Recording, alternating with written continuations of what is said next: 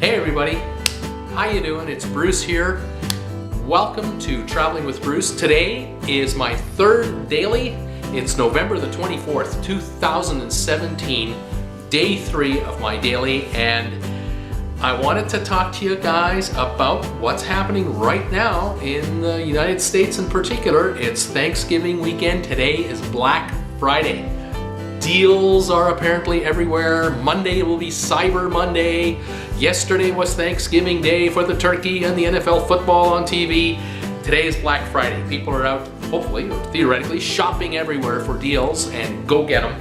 We do the same thing here in Canada. Most of the, well, even in my small town of Creston of 5,500 people, we have a few stores here. We have a couple of stores with sales, but not much going on here. It's all down in the States.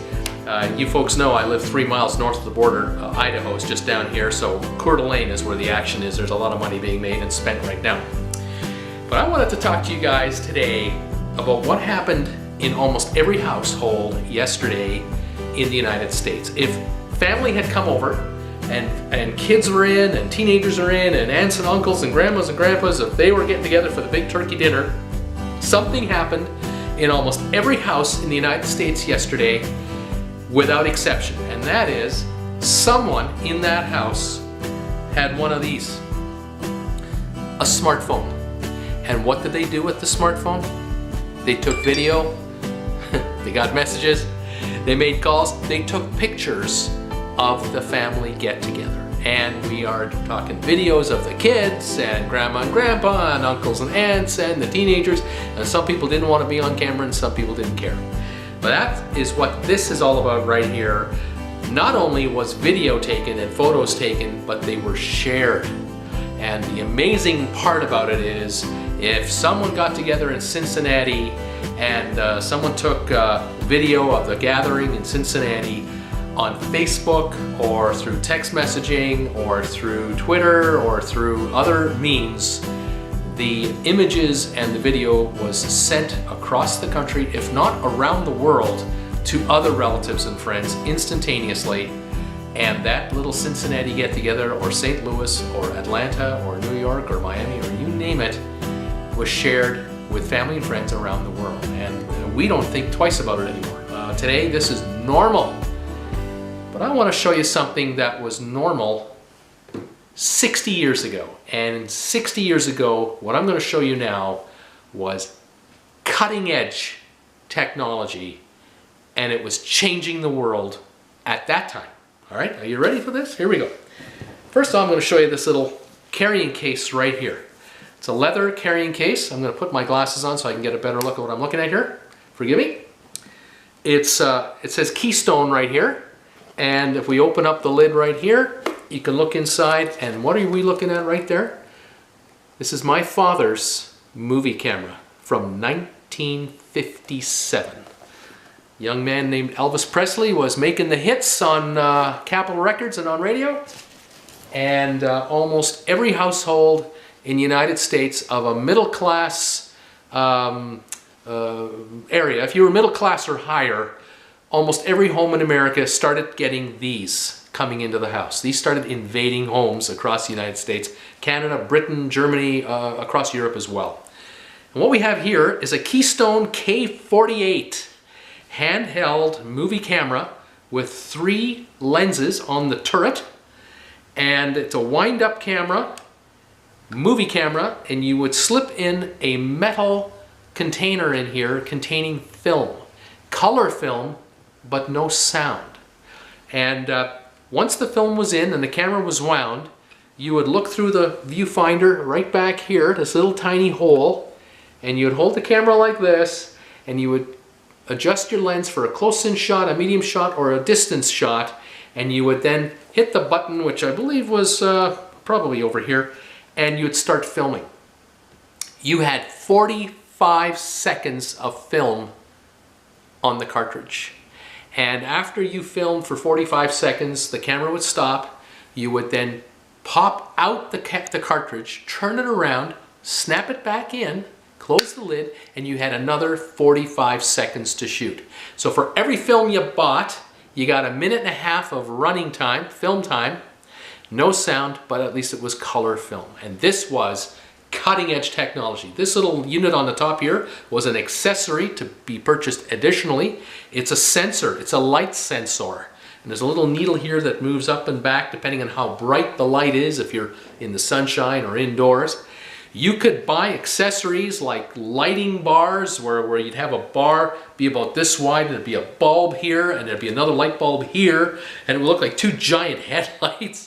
And you'd plug those into the wall if you were indoors, and you could then light up the dining table or the Christmas tree or whatever you were shooting, whatever you were filming at that point, and you would have this lighting. But if you look at old home movies of people who have these kinds of units, you can tell where the lighting is shining, where the lighting isn't shining, because it's dark just off the side. If Dad was moving the camera like this, and the light was only able to capture the middle area brightly, he would start here, it would be dark, then it would be really bright, then it would be dark again. It was just poor quality, but it was still cutting edge technology.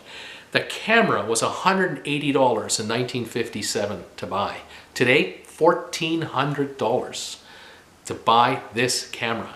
To buy a roll of film, one cartridge of film was $3, the equivalent of well, $30 today, and then you had to send it into Kodak to get developed. Now, you could either take it to your local Kodak retailer, your authorized licensed retailer, where you probably bought the camera from, and they would send it into Kodak with all of the films that they would get every week. And they would send in what we would call a batch shipment through the mail to Kodak in Rochester, New York. The film would be edited, sent back to each of the stores, and then the store would give you a quick phone call, or they might have given you probably a ticket to say, pick up your film in 2 weeks or 10 days or whatever the turnaround time was, usually a week or two at least, maybe 3 weeks. And it wouldn't be uncommon for my father to have 4 or 5 of these cartridges at a time ready to go.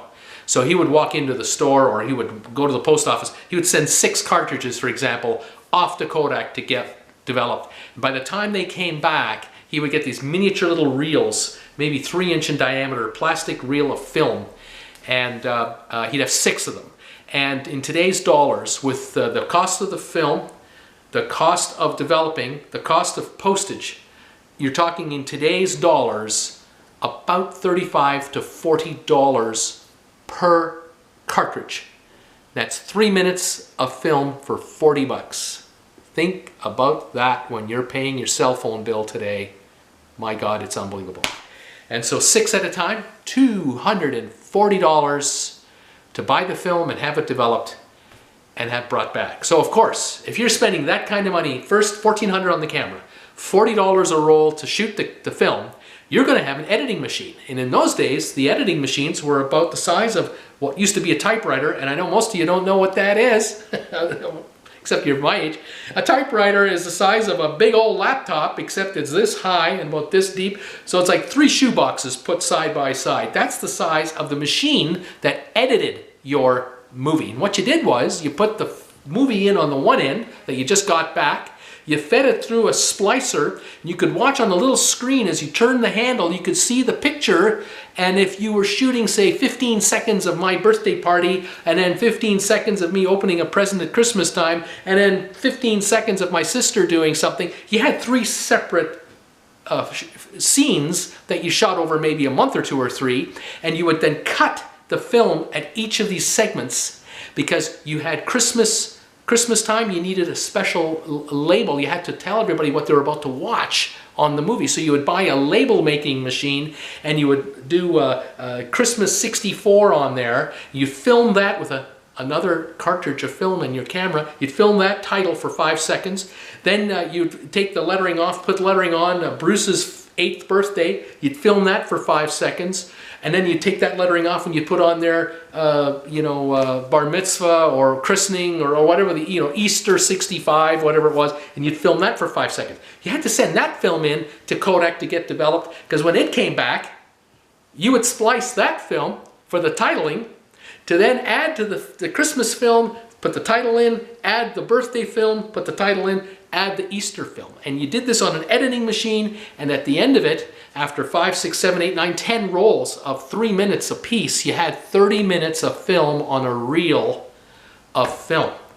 And now you could show the home movies to when the relatives came by, what was going on in your family's life. But you still needed a projector to shoot the developed film, and you needed a projection screen to shoot it onto, because in 1958 most homes weren't as big as they are now, and every wall in the house was covered with something, and you couldn't put a film you shoot film and project it on a wall, there would be no blank wall in the house big enough. So you had to buy a projection screen. So you had the screen, the projector, the editor machine, and the lettering kit, and the camera, and the film. And I figured by the time my dad was fully into it, I would bet you he had dropped about close to $4,000 of today's money into his equipment, and then it was the film after that. My dad started filming in 59, 1959, because I was 4 years old at the time, and he made his last movie in 1970. That's the last time he used the camera. Camera still works today, but you can't buy film for it. If you had film for it, you can't develop the film anywhere. Kodak doesn't sell the film. Kodak doesn't develop film anymore. These cameras are everywhere. You can buy a camera like this on eBay from anywhere from $10 to $50, depending on condition. But there is nothing you can do with it but look at it or use it as a paperweight. I adore this machine because this is my father's, and it has his DNA all over it. And so having lost him in 2000, I have something of his that was really precious to him, and became precious to me. By the way, as a 5-year-old, I was given direct instructions: do not touch this camera under any circumstances. Fire in the house, let it burn. You don't get to touch the camera. Mom will take care of it.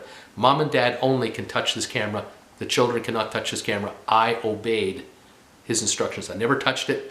Even when I was a teenager, I didn't touch it, because by that time he had stopped using it and it was put away and saved. And that's why this camera is in such gorgeous condition. And probably 90% of all of these cameras ever sold, millions of these, I mean tens of millions of these were sold in the United States and in Canada and elsewhere. They're probably all in excellent running condition because they were precious, valuable, expensive, and were kept out of reach of children, and were only used during special moments in time. The camping trip once a year, going to the cabin maybe, going to Disneyland with the kids. Mom and Dad would take this with them. Special birthday, a bar mitzvah, a wedding, Christmas, Easter. These would come out on special occasions, because when you can imagine at $40 for 3 minutes of shooting time, you didn't just shoot, nature scenes for fun, or take 20 minutes of video today while you're walking to the post office. That didn't happen in 1957. So that's the story of this camera. I just wanted to share that with you today because Black Friday is on, and I'm hearing all about the specials, how you can get a 55-inch television for $250 or $300.